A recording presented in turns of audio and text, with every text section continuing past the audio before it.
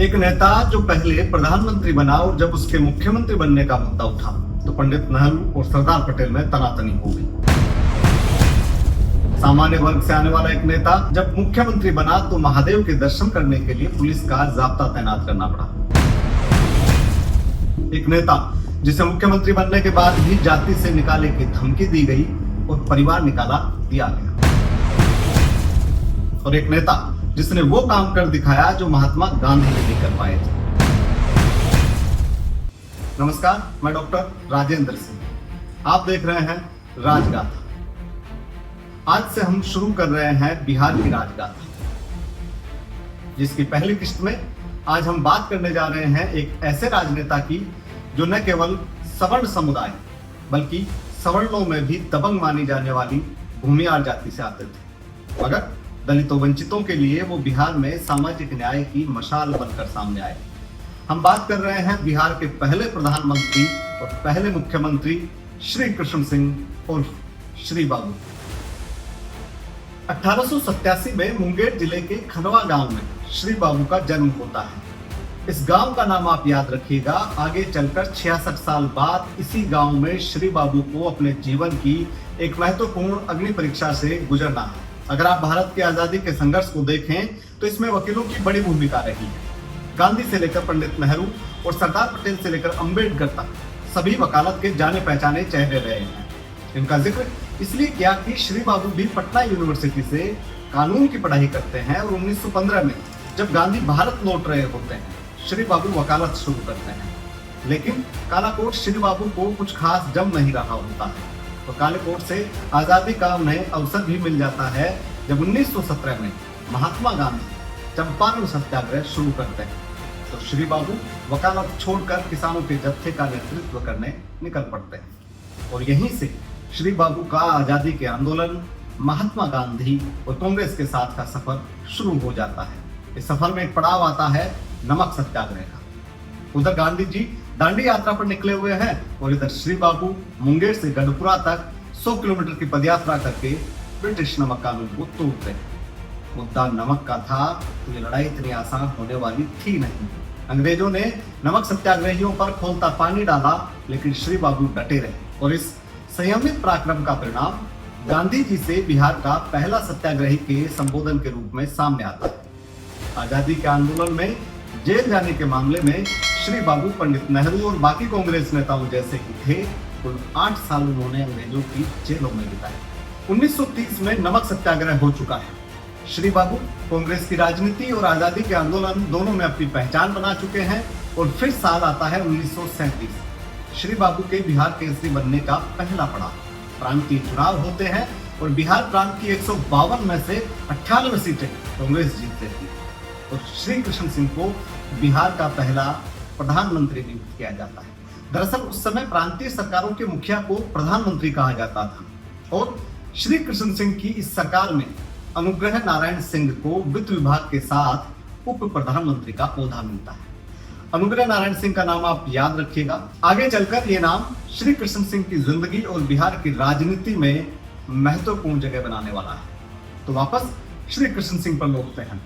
श्री कृष्ण सिंह प्रधानमंत्री तो बन गए, मगर बहुत जल्दी ही राजनीतिक कैदियों की रिहाई और बिहार टेनेंसी एक्ट, जिसके बारे में हम आगे विस्तार से चर्चा करेंगे, इन दो मुद्दों पर श्री कृष्ण सिंह की गवर्नर से ठन जाती है और वो इस्तीफा दे देते हैं। मगर श्री कृष्ण सिंह की जिद के आगे गवर्नर को झुकना पड़ता है और वो वापस सरकार में लौट जाते हैं। वैसे श्री बाबू की जिद के बड़े किस्से बिहार की राजनीति में मशहूर हैं, जिनके बारे में हम आगे चर्चा भी करेंगे। भारत को बिना सहमति के दूसरे विश्व युद्ध में शामिल करने के ब्रिटिश फैसले के विरोध में 1939 में श्री कृष्ण सिंह एक बार फिर प्रधानमंत्री के पद से इस्तीफा दे देते हैं। इस तरह प्रधानमंत्री के रूप में श्री बाबू के कार्यकाल पर विराम लग जाता है और पूरे देश में भारत छोड़ो आंदोलन का आगाज हो जाता है। श्री बाबू आंदोलन में कूद पड़ते हैं। अब बात उस किस्से की जब बिहार के मुख्यमंत्री को लेकर पंडित नेहरू और सरदार पटेल आमने सामने हो गए। यह आमना सामना कोई दुश्मनी जैसा नहीं बल्कि अलग अलग विचारों को लेकर था। दरअसल देश में आजादी की प्रक्रिया शुरू होने के साथ ही 1946 में प्रांतीय चुनाव करवाए जाते हैं, जिनमें बिहार में कांग्रेस एक तरफा जीत हासिल करती है और मुद्दा उठता है कि मुख्यमंत्री की कुर्सी पर कौन बैठेगा। एक तरफ पंडित नेहरू थे जो समाजवादी विचारों, प्रगतिशील सोच, जमींदारी उन्मूलन जैसे सुधारों और औद्योगिकरण के प्रति बेहतरीन दृष्टिकोणों के चलते श्री कृष्ण सिंह के प्रबल समर्थक।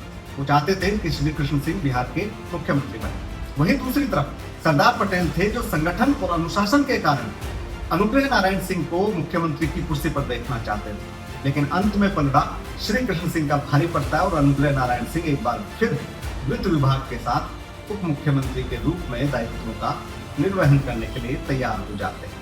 श्री कृष्ण सिंह और अनुग्रह नारायण सिंह की जोड़ी साथ साथ चल रही थी और आगे चलकर बिहार की राजनीतिक स्थिति को ये जोड़ी पूरी तरह बदलने वाली थी। और इसी क्रम में 1950 में श्री कृष्ण सिंह बिहार में जमींदारी उन्मूलन कानून लागू करते हैं और ये कानून लागू करने वाला बिहार सबसे पहला राज्य बन जाता है।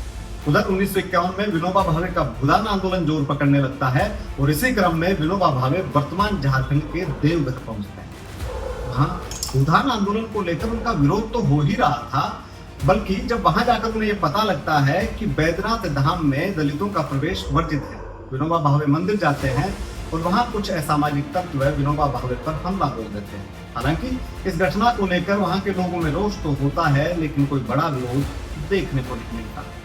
जैसे ही इस घटना की जानकारी श्री कृष्ण सिंह को पता चलती है तो वो ऐलान करते हैं कि 27 सितंबर 1953 को हम आएंगे देवघर और दलितों को साथ लेकर महादेव का दर्शन करेंगे। महादेव यानी बैद्यनाथ धाम यानी 12 ज्योतिर्लिंगों में से एक। प्रदेश के मुख्यमंत्री के इस ऐलान से पूरे राज्य में हलचल मच जाती और मचना स्वाभाविक भी था, क्योंकि श्री कृष्ण सिंह का यह ऐलान तत्कालीन समय की तथाकथित सामाजिक व्यवस्था को बहुत बड़ी चुनौती दे रहा था।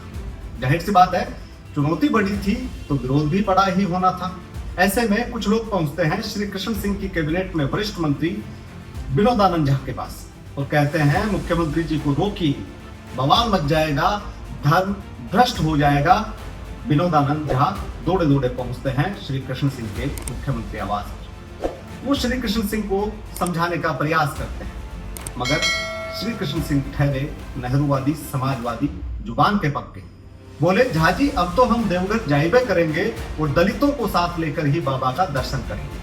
बात बनती ना देख, सामाजिक व्यवस्था बिगड़ती देख, लोग फिर पहुंचते हैं श्री कृष्ण सिंह के पैतृक गांव खानवा मुंगेर में और उनके बड़े भाई देवकीनंदन सिंह को जाति और धर्म का डर दिखाते हैं।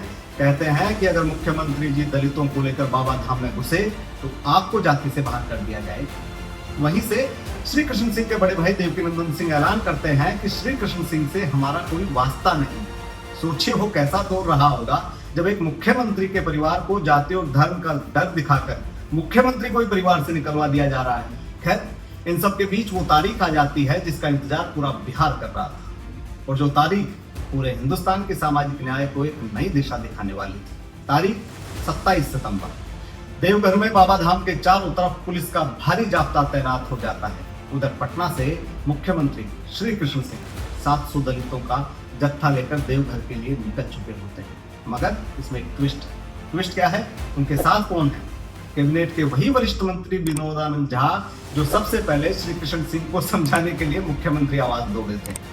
श्री कृष्ण सिंह का बुरी तरह विरोध होता है, मगर उस विरोध को दरकिनार कर वो न केवल बाबा धाम में दलितों को प्रवेश दिलाते हैं, बल्कि वहां महादेव की पूजा करते हैं और वहीं से दलित पुजारी की नियुक्ति का ऐतिहासिक निर्णय लेते हैं। और इसी के साथ बिहार बन जाता है एकमात्र राज्य जहां कानून बनाकर दलितों के मंदिर प्रवेश को सुनिश्चित किया जाता है।